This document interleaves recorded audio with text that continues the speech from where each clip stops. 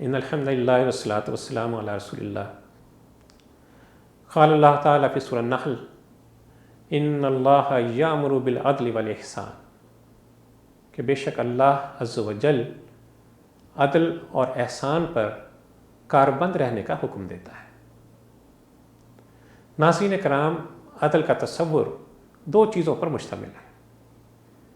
پہلی بات یہ کہ لوگوں کے درمیان حقوق میں توازن اور تناسب قائم ہو، اور دوسری بات کہ ہر ایک کو اس کا حق بے لاگ طریقے سے ادا کر دیا جائے۔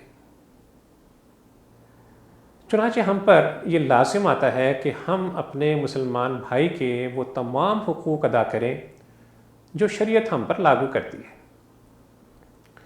معاملات اس طرز پر طے کیے جائیں جس طرح شریعت چاہتی ہے۔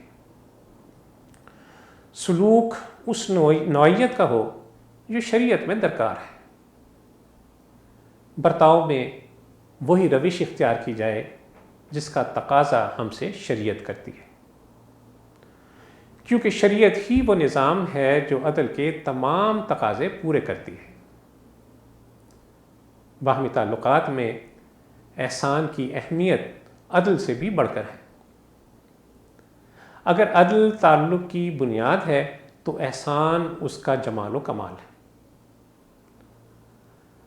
عدل تعلقات کو ناگواریوں سے بچاتا ہے تو احسان ان میں شیرینی کو گھول دیتا ہے، کیونکہ احسان نام ہے پاس و لحاظ کا، دوسرے کو اس کے حق سے کچھ زیادہ دے دینے کا، اور خود اپنے حق سے کچھ کم پر ہی راضی ہو جانے کا۔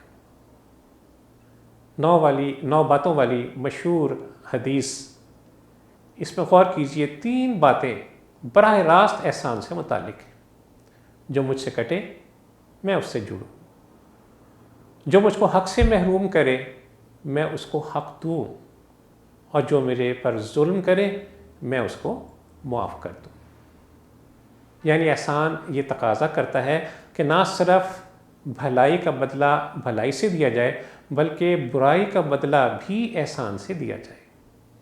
اور قرآن میں اللہ کا حکم ہے وَلَا تَسْتَوِي الْحَسَنَةُ وَلَا السَّيِّئَةُ اِدْفَعْ بِالَّتِي هِيَ أَحْسَنُ۔ اے نبی صلی اللہ علیہ وسلم، نیکی اور بدی یکساں نہیں ہے، تم بدی کو اس نیکی سے دفع کرو جو بہترین ہو۔